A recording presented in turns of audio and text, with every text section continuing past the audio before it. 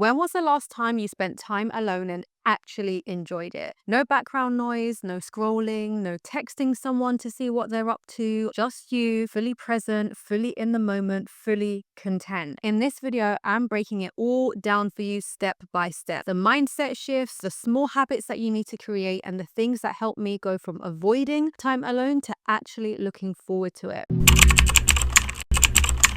I used to look at alone time as something that I needed to get through instead of something to actually enjoy. The truth is, learning to love and enjoy your own company starts with changing the way that you actually view being alone. So instead of viewing alone time as I'm alone because no one's around or because I don't have any friends, start seeing it as I'm alone and I can use this time to do whatever I want when I want. I have this time to be with my own thoughts. I have this time to be very present and very in the moment. I can put on a TV show and not have to care if someone else wants to watch it or not. Being alone doesn't mean that you are lonely. Start seeing it as an opportunity to reset, refocus, start being more in the moment with yourself. Some of the happiest and most successful people spend intentional time alone. They see it as an opportunity to recharge, make better decisions for themselves, and get to know themselves on a deeper level. If you can learn to enjoy your own company, and you will, especially after this video, then you will not feel like you have FOMO. You won't feel like you're missing out with certain things because you enjoy your own company and you have yourself to turn to. Spending time alone actually makes you more confident, more self-aware, and way less reliant on others for validation. And we do not want to feel like we need other people's opinions for our own validation. When you're constantly surrounded by other people or you're just doom scrolling on social media, it can be so easy to get to a point you might not even realize it, but you're seeking other people for validation, whether that's through likes, through messages, or just the reassurance of having someone else around. But when you get to a point where you start enjoying your own company, you start validating yourself. You don't need someone else to tell you that you're doing great, even though that would be nice still. Like, you'd still like to hear it, but you don't feel the need to hear it. You don't need someone to tell you because you already know. That kind of self-assurance is true power and confidence within yourself. Alone time gives you the space to process your own thoughts without any outside noise, without other people's opinions, without any other distractions. Even being in a relationship, I love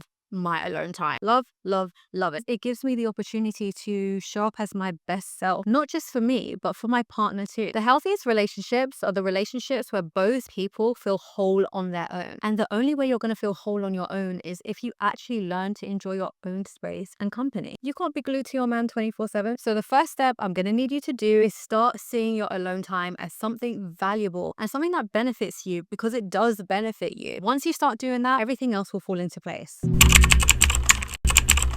The key to enjoying your own company is finding the joy in the smallest of things. It can be something as small as making your morning coffee, going for a run, even just staying at home and reading a book with your favorite candle burning in the background. Instead of seeing your time alone as I'm all alone, I have no one to talk to, I'm by myself, start finding the joy in these small, mundane, everyday things that you do. Start creating main character moments in your life because you are the main character. Think about it. Why do you need to wait for a special occasion to do the things that make you happy? Go on a cute breakfast date with yourself. Wear that nice perfume, even if you are just working from home. Even though these are small things, these tiny little details can help make the ordinary feel special. It helps to shift your mindset from I don't want to spend any time by myself to I actually enjoy time alone, even if it is something as small as chilling in and reading a book. Something as small as wearing perfume when you work from home might seem like a basic thing to do, but it's actually a powerful act of self-care. When you put on a perfume you love, even if you are just spending time with yourself, it instantly lifts your mood, it makes you feel more put together, and it adds a little luxury to your day. I know that's how it makes me feel. It's a way of saying to yourself, I am doing this for me. I'm not doing this because I'm going out, I'm going to be around other people, I have other people to impress, but you're doing it just because you want to and it makes you feel good, not anyone else. When you start treating yourself with that level of care and intention, you naturally start to enjoy your own company. Your mindset will shift from what's the point, I'm by myself and I'm home alone, to no, I'm gonna still do it because I deserve that effort. It's the same as wearing nice loungewear when you are just chilling at home by yourself instead of wearing one rundown t-shirt. It helps to reinforce the idea that you are worthy of the effort, and you will start to shift your mindset from what's the point, I'm at home, I'm not around anyone, to I'm going to still do these things because I am worth the effort and I enjoy these things. You will start to associate alone time with joy, happiness, self-care, things that you love to do instead of boredom, being by myself, sadness, depressed. When you start romanticizing these small moments, you're going to become more present. You're going to start experiencing life instead of just existing and prodding along through it. You'll get to a point where things that you used to find boring might actually become some of your most favorite parts of your day. There's something so powerful about taking yourself out. It's all on your terms. You're not waiting for anyone. You're not compromising on any plans. Just you doing exactly what you want when you want. You're not going to be worrying about what someone else wants to do. Just you fully in control of your time, moving at your own pace. I'm not going to lie. At first, you might feel a little awkward going out by yourself. I'm not going to lie. I'm a bit nervous. I don't know anyone, but I'm a bit nervous. But once you get past that, it is actually so freeing and empowering. Solo dates aren't just about being by yourself. It's about teaching yourself to actually enjoy your own company. You get to romanticize your life. You're going to start making ordinary moments feel special and show yourself the same love and attention that you would give to someone else, because you can't be showing someone else that and not yourself. If you don't already, you need to start treating yourself with the same care and excitement that you do when you're with your friends, or if you're going to go out on a date. When you're meeting someone new, you put in the effort. You plan your outfit, but why use that energy just for someone else? You deserve to experience that same level of intention and thoughtfulness for yourself. And the more you do this, the more natural it feels to value and enjoy your own company.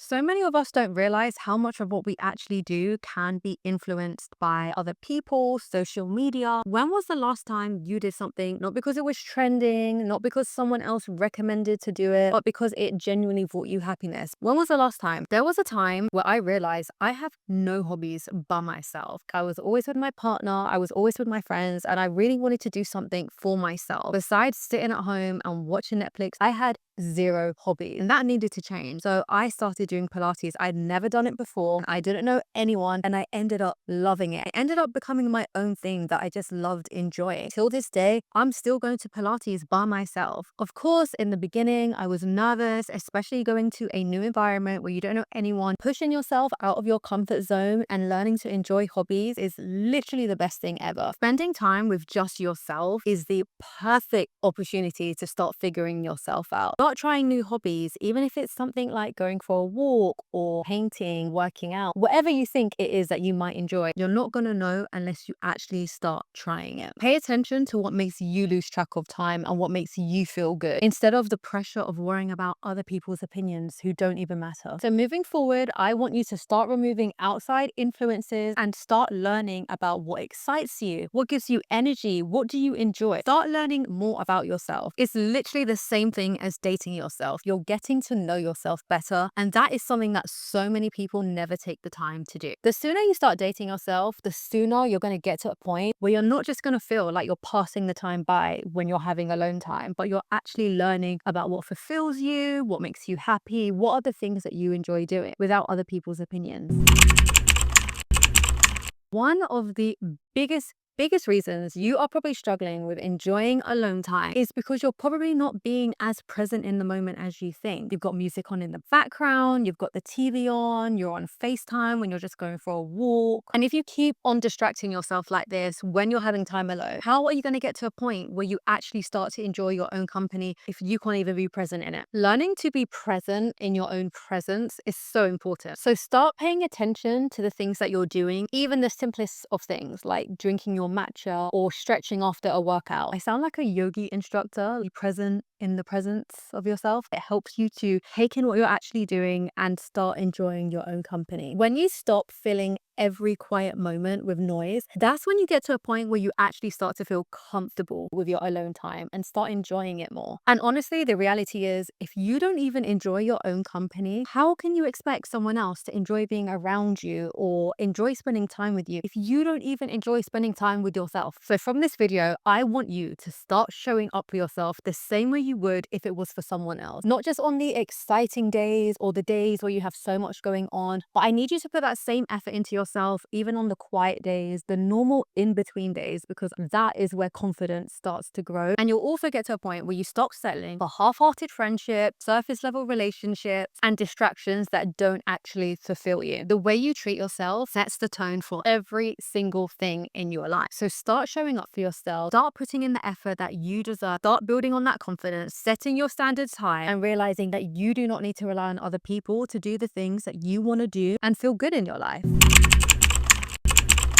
Learning to enjoy your own company is not always easy. When I first moved to Dubai, I didn't know anyone except for my partner. Literally no one. To be honest, even now, I have like 3 friends. Let me not act like I have all these friends and I know all these people, because I really don't. I have like 3 friends, okay? In the beginning, I felt like I depended on him for so much. I was too scared and not confident enough to go out and do things by myself. So I would drag him along with me everywhere. Pilates classes, all the girly things you can think of, he was there with me. The amount of things I made that poor man do. So I know that feeling, and it is not easy. It got to a point I realized I cannot just keep waiting on my partner to make my life feel full. I had to become that person for myself, and I just threw myself in the deep end and started going out by myself. And that's how I've managed to meet my 3 friends that I have in Dubai now. But also get to a point where I actually look forward to my own company, and I enjoy going out and doing things alone without having to feel like I need to be with other people to have a good time. All these little things, like taking myself out, creating routines for myself that felt good, and embracing my solo time instead of just avoiding it or begging my partner to come to Pilates with me. Now my alone time is something that I actually look forward to, and you can as well. So if being alone feels uncomfortable, even just that little bit scary, just know you are not going to be stuck there forever. You will get to a point where you do start to enjoy your own company and not feel like you need to depend on others. The more you lean into it, the more you realize that you and your own company is more than enough. If you're enjoying my self-help series on YouTube, don't forget to subscribe and leave a thumbs up. Let's chat in the comments. And if you want more daily motivation or just a reminder that you are not in this alone, head over to Instagram and we can chat there. I will see you guys in next week's video.